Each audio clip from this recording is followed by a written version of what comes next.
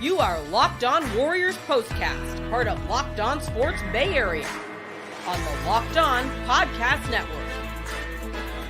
Your team every day.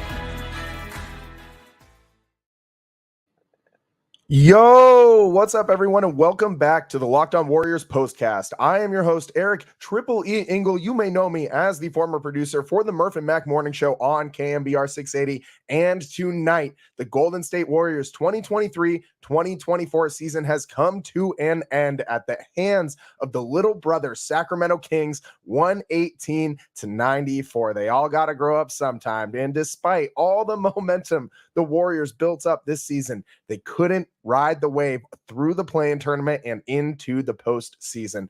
Credit to Mike Brown and the Kings defense for their great work on the Warriors guards tonight. Steph simply had no help, and the Warriors will need to get him some this offseason. Is this the end of the dynasty, the big three? With Klay's contract expiring, the future is murky, uncertain, and unsettling for the Dubs. We'll break it all down, but first, I want to thank all of you for watching us on the Locked On Sports Bay Area YouTube channel, and today on the Locked On NBA National channel. First time on here, if you're tuning in, really appreciate that. And if you're listening to us on the Locked On Warriors podcast feed, we really appreciate that too. However you're tuning in, thanks for checking the show out. Make sure to check out the Locked On Warriors Daily Show for more in-depth coverage. And today's episode is brought to you by Monopoly Go. I admit it, I have a competitive side, surprise, and it's a big fan, and I'm a big fan of Monopoly Go, the mobile hit twist on the classic Monopoly. So join your friends and download Monopoly Go now for free on the App Store or Google Play. It's the same issue the Warriors had all season long. We've harped on it all season long. Turnovers. They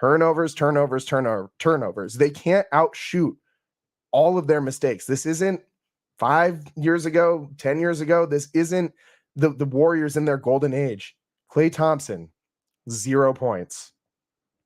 It's not going to get it done, man. That's not going to get it done. 0 for 10 from the field, 0 for 6 from three-point land. Didn't shoot a free throw, which has been such a huge part of his game that he has added. 1 turnover.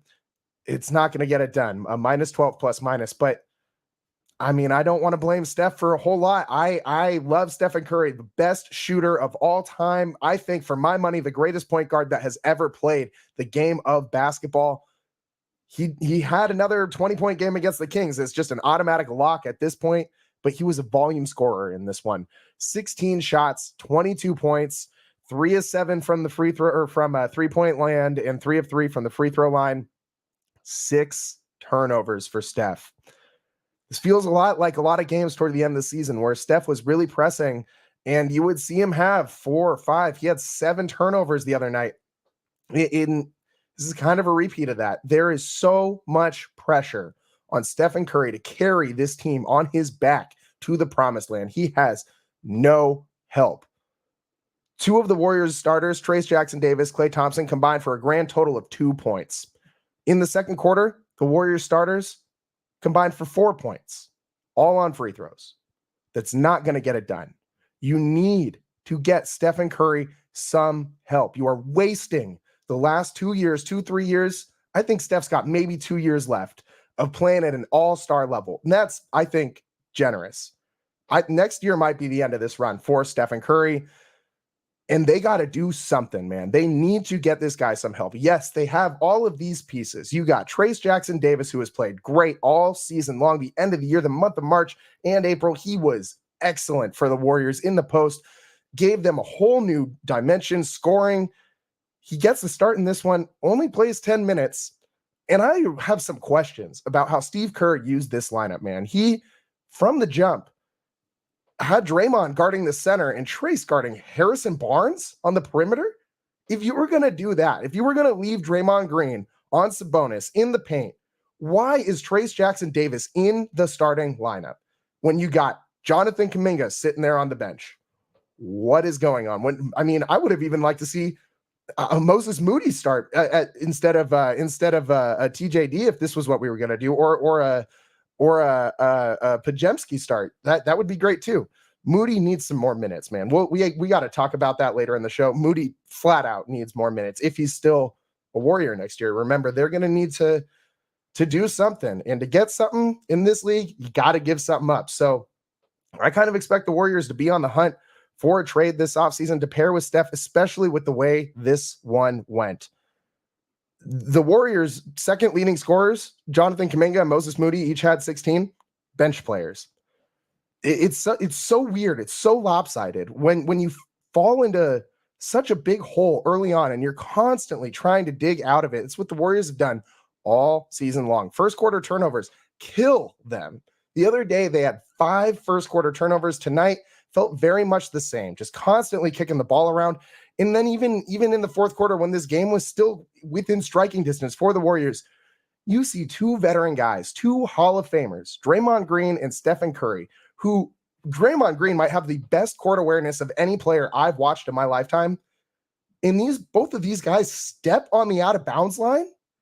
These are inexcusable turnovers by 2 guys who are better than that, flat out better than that. And they'll tell you the same thing. It can't be just giving the ball away like that in the fourth quarter with the game on the line, with the season on the line. It is win or go home. And in the fourth quarter, you are just stepping out of bounds with the ball in your hands. This can't happen. This can't happen. I wonder if we watch the end of a dynasty tonight. I really do. I really do. And for it to come at the hands of the Sacramento Kings is tough, man. They've played little brother to the Warriors for so long. This is the largest margin of victory that the Kings have had over the Warriors since 2006. 2006, almost 20 years. And this is the time the Kings pick to lay one on the Warriors, to light the beam out there in Sacramento. The Kings take the I-80 series this season. This was the 5th game between the 2 teams, and they were split 2-2 before. I thought this one was going to be close, man. I thought this one was going to come down to being decided by 1 or 2 points. The way the Warriors somehow kept themselves in the game after the pretty atrocious first half they played. I mean, Klay couldn't score. I mean, Klay's 0 points in the first half, 0 points in the second half too. Steph was a volume scorer in this one. He did not affect the game scoring-wise a ton in the first half. He had a great third quarter scoring, but first half, the Kings defense really held the Warriors guards down. They really didn't let Steph get anything going on his off-ball movement. You know, that's where Steph makes his bread and butter, is running off screens, off the ball, and catching and shooting and getting up those shots. The Warriors, or the Kings, gave the Warriors absolutely no space. The ball pressure was like a straitjacket, man. Absolutely maximum intensity from these Kings guards. And credit Keon Ellis. Ellis Island has been playing amazing for the Kings. What a find. A 2-way player who comes in, gets thrust into the starting lineup because Kevin Huerter and Malik Monk go down, 2 huge contributors for the Kings in their success in recent years, especially scoring. And Ellis doesn't provide the same thing that those 2 guys do. Those 2 guys are electric scorers, but Ellis, my God, he harassed Stephen Curry. This might be the greatest game of his career. This man stepped up when everything was on the line, and give him credit. He harassed Steph all night long in a very physical game. They were letting him play in this one, but I got to be honest, man, I'm not trying to blame the refs or anything for this loss. The Warriors lost by, again, their largest margin of defeat to the Kings since 2006. Fouls were going either way, but it was pretty inconsistent for both teams. I mean, in the first half, it felt like they were just letting him play. Sabonis has a black eye out there running around. Like, the foul didn't get called on any play, but I noticed him getting hit in the face in. And then, you know, guys are getting mugged out there sometimes, no call. And then you'll have like something that would, by the letter of the law, be a foul, but something ticky-tacky be called on the other end. And there was no consistency tonight. That kind of bothered me, if I'm being honest. But it really didn't end up making any sort of a difference at all. The Kings took it to the Warriors. Their 3-point shooting, Keegan Murray, my God, this guy has come alive before our eyes. I mean, he's added such a dynamic game, so many dynamic elements to his scoring game. He drilled 8 threes in this one tonight, but he's really a threat to score anywhere on the court, inside, outside at this point in his career. Not just a catch and shoot 3-point guy anymore. He's really come alive with those 2 main Kings injuries. So you do have to give the Sacramento Kings some credit here. They have been on the incline while the Warriors have been on the decline for the last 2 years. And it was only a matter of time before the Kings surpassed the Warriors. You can't live forever in the NBA. You can't play at an all-star level forever. Klay Thompson, Stephen Curry, Draymond Green. I love these guys. I have all 3 of their jerseys in my closet. I think I'm actually wearing the Steph one right now under this hoodie. But it's all got to end sometime. And I wonder if we just watch the end of this big three dynasty, if Klay's last game is a Warrior, which it is a possibility, we got to talk about it. That's a possibility entirely, especially after the way this one ended. But I think Steph's going to fight for his guy. I think he'll be back more than likely. But one thing's for certain, the Warriors need to find Steph some help.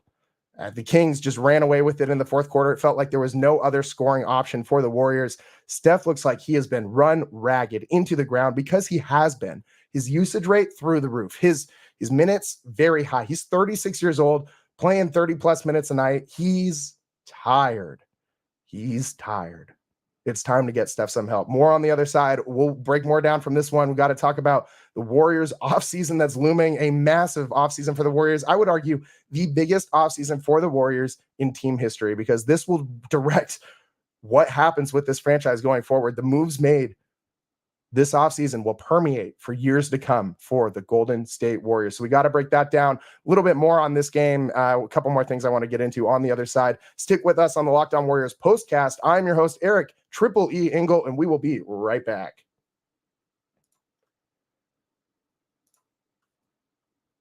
Locked On Sports Bay Area is brought to you by BetterHelp. Sometimes we all need the opportunity to get something off our chest. Big or small, certain things can really start to get to you. It's important to let that out, especially to someone who's unbiased on your life. So today, I want to tell you how I really feel about something. You might even be thinking about the same thing this week, and I bet you are, because I am frustrated, concerned. This looming offseason for the Warriors stresses me out, man. And I got enough stress and concern in my life, believe me, outside of this Warriors team, and they just aren't helping things right now. But that's where BetterHelp can come in. Therapy can be different for everybody. Most of us have much bigger problems than your favorite sports team. I know I do. And it's important to get things off your chest every once in a while. If you're thinking of starting therapy, give BetterHelp a try. It's entirely online, designed to be flexible and suited to your schedule. Visit BetterHelp.com/LockedOnNBA to get 10% off your first month. That's BetterHelp, HELP.com/LockedOnNBA. Welcome back to the Locked On Warriors postcast. I'm your host, Eric Triple E Engel. Man, the first comment I see when I look in here is from Juan saying, light the beam, man. You and Logan Webb can both go take a walk, buddy. But, you know, it's a bummer. The Kings ascending, the Warriors descending. It's going to happen eventually. De'Aaron Fox played out of his mind in the third quarter. He really came alive in this one and lifted the Kings to this win. Every single Kings starter, double figures. That's how you win a basketball game. Warriors had 3 starters in double figures, and 2 of those guys only scored 12 points. So that's not how you win a basketball game. When your 3 highest paid players on your team combine for 36 points, it's not going to get it done. You look around the NBA today and you see all of the duos that are on all of these elite teams. You look at OKC. OKC's got a ton of pieces, but their main 2, Chet and Shea. You look at the Timberwolves, they got Ant, they got Gobert. I mean, they got Cat too when he's healthy. You look at the Clippers, they got Harden and Kawhi and PG, but Kawhi and PG mainly out there. You look at the Bucks out east, you got Giannis, you got Dame. You look at the Celtics, you got Jaylen Brown, you got Jason Tatum. All of these teams have a Robin and a Batman.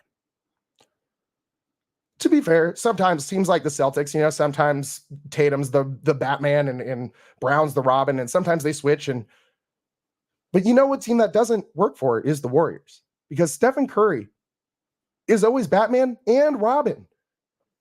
On nights like tonight, there is no second option for the Warriors. Klay Thompson is supposed to be that guy, 0 points.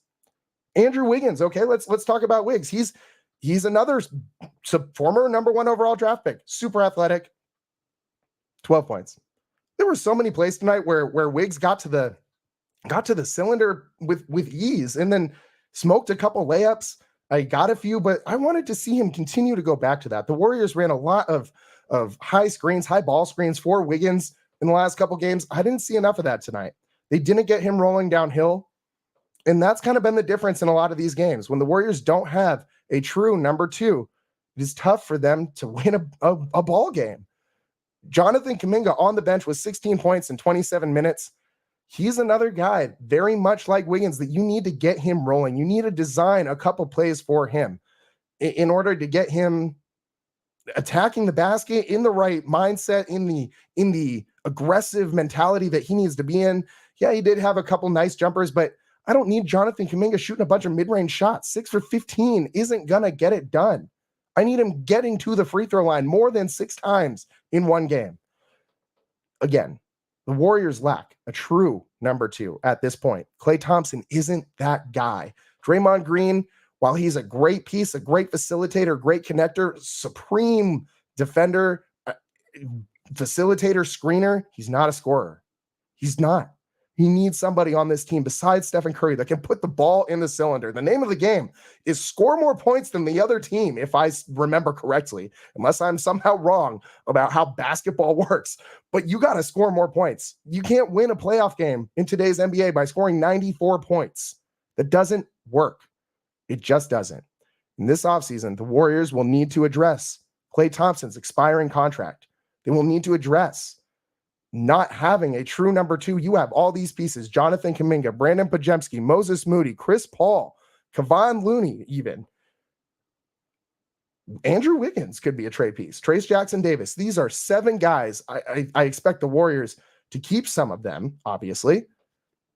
But these are all valuable pieces, guys that they could use to build towards the future. But they're also valuable pieces that you could package together in a trade to get Steph a legitimate all-star to play alongside in his last year or 2 of competitive basketball, of all-star caliber basketball. And I think the Warriors owe Stephen Curry that at a minimum. You owe him that and more, because he is the whole reason that Chase Center got built. He is the whole reason that the Warriors have a dynasty. Without Steph, none of this is possible. Absolutely none of it. They need to get him help this offseason. They owe it to him. They owe it to the franchise. I think they owe it to the fans.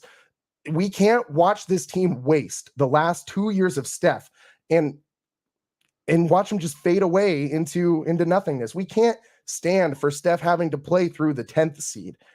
And let's just talk about the 10th seed. I mean, the Warriors finish with a better record than they did last year when they were the 6th seed, and they end up in the 10th seed. The West is just insanely tough. Every single team out West. I mean, you could, if the Dallas Mavericks, for instance, went on a run and ended up winning the West, is that going to surprise you? What about the Phoenix Suns? None of that would surprise me. If the Lakers end up in the Western Conference Finals, is that surprising? If LeBron's back there? Probably not. I mean, this is an insane year for the NBA's Western Conference. It is so tough. And my question is for you guys is, would the Warriors really have had a chance if they won this game against the Kings to even make it to the Western Conference Finals? I mean, let's break it down. You win this one, then you play New Orleans. Yes, I saw Zion get hurt, but the Pelicans just whooped the Warriors a couple days ago. And it wasn't really Zion who did it. He turned into a volume scorer, and the Pelicans just drilled a million threes. Trey Murphy killed him, absolutely killed him from distance. So let's just say, for argument's sake, they can beat the Pels. Sure. Let's say the Warriors advance. Then you get the Thunder. Are they beating Shea? Like possible MVP Shea and Chet and all the other guys out there, Josh Giddey, all these other people? I don't think so. The Warriors, their path to the championship was going to be tough. And I mean, at one point you would probably have to play Denver too. I don't think they're getting past all of those juggernauts with this squad. Honestly, I don't. Anything's possible with Steph. We say this all the time. As long as you got Stephen Curry, anything is possible. But he needs someone else to step up. He can't score 100 points every night. I mean, earlier this season, he had 60 points against the Atlanta Hawks, and the Warriors sold it and lost in overtime. You got to get him some help. And, just a couple of quick stat on the Warriors' big three. They're 420 wins together.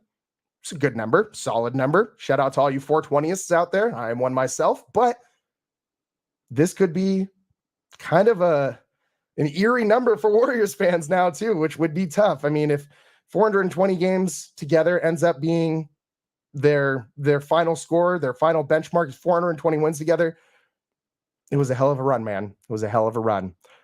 Really important decision with Klay Thompson this offseason. What's going to happen? Is he going to come back? If he does come back, at what price? How much money will the Warriors have to go shopping in free agency? And are they going to package some of these young guys? Is Jonathan Kuminga maybe going to be on his way out? He was a topic of trade rumors all last season. We know that they need to do something. One thing that they could do is play Moses Moody some more minutes. And we got to talk about that a little bit on the other side. Stick with us on the Locked On Warriors postcast. I am your host, Eric Triple E Engel. We will be right back.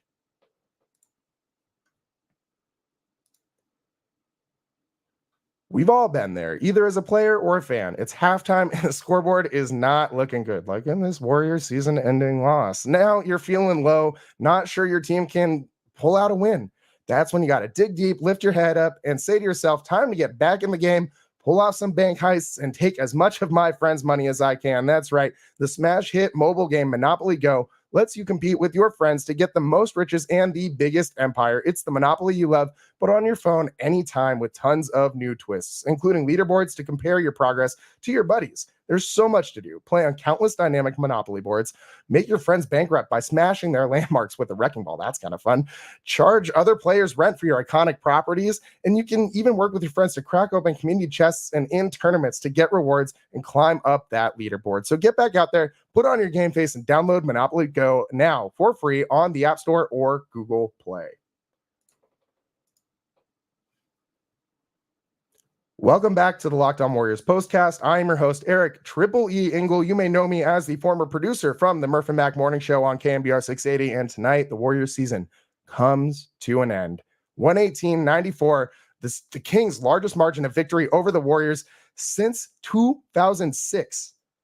2006, man, we're talking a long time ago. We're talking the era of like Kings fans still mad at Donahue for selling him out in 2002 against the Lakers. And I got some friends that are Kings fans, we're all Northern California people, but they fully believe in these NBA conspiracies. I was getting texts from some of them during this game saying, did you see that call? It's fixed. It's rigged. The Warriors are going to win, especially when they shrunk this lead in the third quarter. The Warriors almost took it back, but the Kings really led this one almost wire to wire since a couple minutes into the first quarter.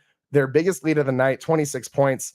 It was tough. The Warriors' largest lead tonight was 3. They didn't really have a shot in this one. The Kings' second chance points, 25-9. Offensive rebounding, the Warriors could not get it done. And this has been their bread and butter all season long. They couldn't keep up with the Kings on the offensive boards. Kings guards, credit them. They're crashing, getting rebounds. This is normally what we see from the Warriors. And it just wasn't out there tonight. TJD, I think, could have helped a lot with that too. The other thing that really stood out to me in numbers wise, besides the 3-point shooting, Kings shoot 46% from deep. Warriors only shoot 31%. You're not going to win a lot of games that way. Kings double up the Warriors in fast break points as well, 12-6. But the biggest thing that was weird to me was obviously the turnovers, but the assist numbers. 28 assists for the Kings, only 19 assists for the Warriors. That is super low compared to what they normally do. And you got to credit Mike Brown and the Kings defense, who just did not let Steph get off of screens the way he normally does, pick and pop. Steph was setting those back picks, and the Kings weren't biting. They weren't rolling off of him. They were sticking right there with him, glued to him like a straitjacket. You saw Steph's pocket get picked numerous times tonight by De'Aaron Fox, who led the league in steals per game. Credit to him. And Keon Ellis Island. He earned his money. He earned that NBA contract today.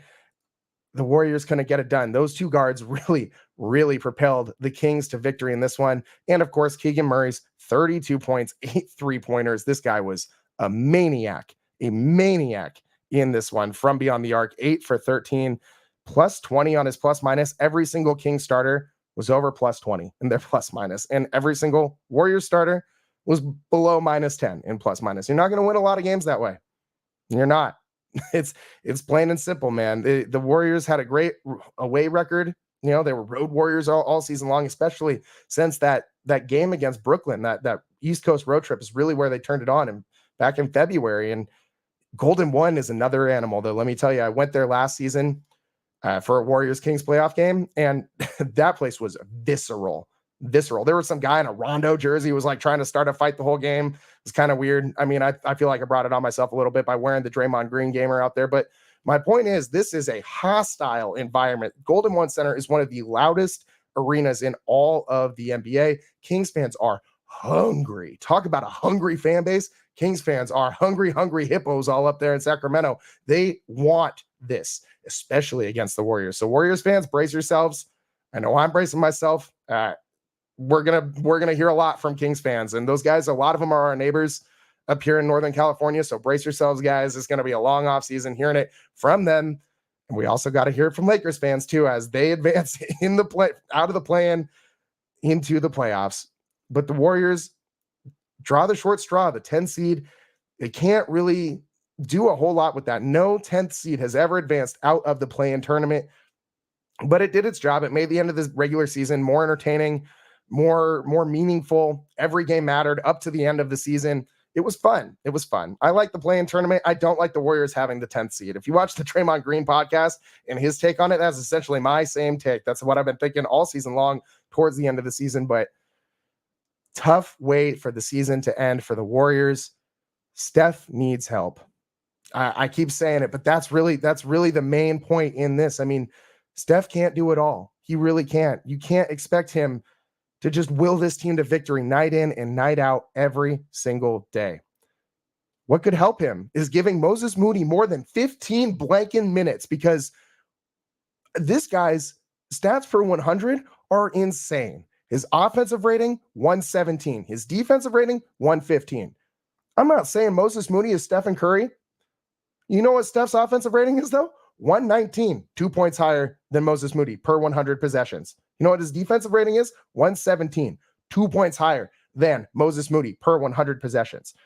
I know a lot of people don't like offensive and defensive rating as a stat, but this guy is gritty. He knows exactly where he's supposed to be on the court at all time. You want to talk intangibles? He is around every single loose ball. He makes you work for rebounds. He helps you get offensive rebounds. He plays great defense. Yes, his foot speed is a little slow, but he's long, he's lanky, he gets steals, he knocks down open three-point shots, and he doesn't ever play outside of himself. I think a guy like that at only 21 years old needs to be a bigger part of this rotation going forward next year. The Warriors look tired. Steph looks tired. You know how you remedy that? With young legs that are fresh and can give you some solid minutes on both sides of the ball. And that's exactly what Moses Moody can give you. I know a lot of Warriors fans out there feel the same way. There's a whole Moses Moody hive of people that have been screaming for what feels like years at this point, which is crazy because dude's only 21. To get this guy more minutes, more playing time, this guy needs it. 36% from three. Per 100 possessions, he's averaging 8 field goals on 17 shots. I'll take that, man. He's averaging 22.3 points per 100 possessions. That is great. I want Moses Moody if he's not in the starting lineup next year, I want Moses Moody first guy off the bench, maybe second guy, but he needs 20 minutes a night. No excuses. No excuses. Steve Kerr has won the Warriors a lot of championships. He's done a lot with this team and how he's orchestrated all of this. He's brought these rookies along, a lot of these young guys, you know, the TJDs of the world, the Brandon Pajemskis, the Moses Moody's, the Jonathan Kumingas.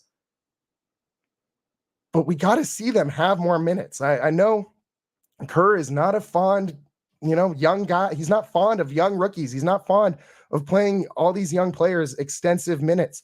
He was in a position this year where he had to rely on those guys. And to their credit, they stepped up in a lot of ways. But in the biggest moments, some of these guys shrunk. TJD shrunk. Brandon Pajemski kind of shrunk a little bit. He didn't have a terrible game, but he didn't have his best game either.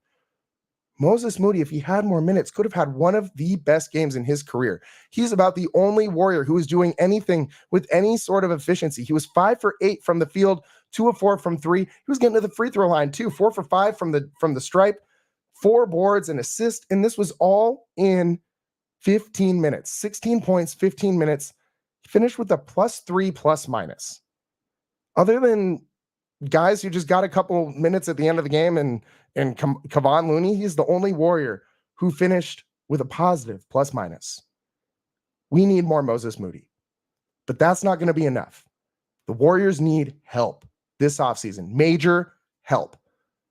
You need to go sign an all-star. You need to go trade for an all-star. If you can't sign one, based on contract situations and money and all that, if Klay Thompson comes back at a high enough price that you can't go out and sign a superstar player, you need to figure out another way to get one here. Mike Dunleavy Jr. has got his work cut out for him this offseason.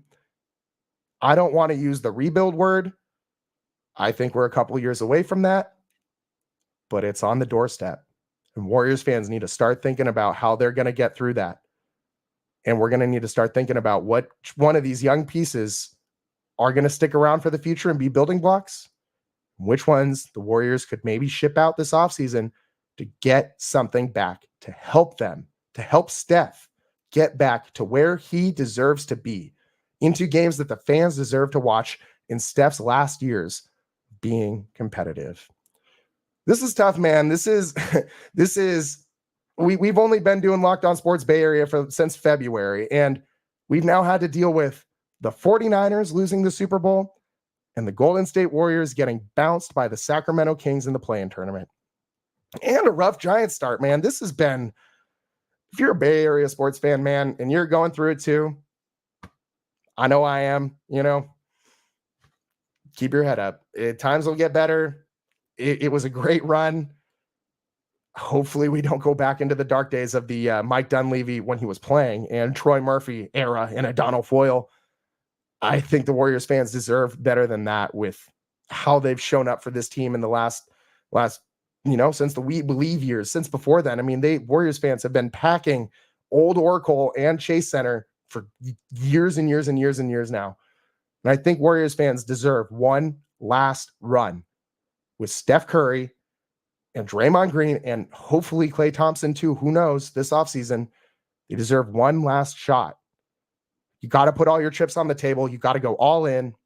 I would say virtually every single young piece and Andrew Wiggins is on the table. You need to get Steph help, a superstar in return, an all-star, not a former all-star, a current all-star needs to come back this off season. We'll see if they can do it, man. We'll see if they can do it. Tough loss. Appreciate you guys tuning into the show. A ton of new listeners tonight. Really appreciate all of you guys who are checking out the show for the first time. If you are, make sure you please hit that subscribe button on Locked On Sports Bay Area YouTube channel and on Locked On Warriors podcast and all the other Locked On Giants, Locked On 49ers. We're on all of them. So if you enjoyed the show, make sure you check us out on those channels as well. We do go live after every single Giants game, so don't miss that for this baseball season. And next year, we'll be coming to you live with more Warriors postcasts. So that's about all the time we have for you guys in this one. Again, 118-94. Warriors lose to the Sacramento Kings. The little brother had to grow up sometime. They knock out the Warriors of the play-in tournament and of the 2023-2024 NBA season. Say it with me, guys. 1, 2, 3, Cancun. That's about all the time we have for you today on the Locked On Warriors postcast. I'm your host, Eric Triple E Engel, and we will see you guys next time. Peace.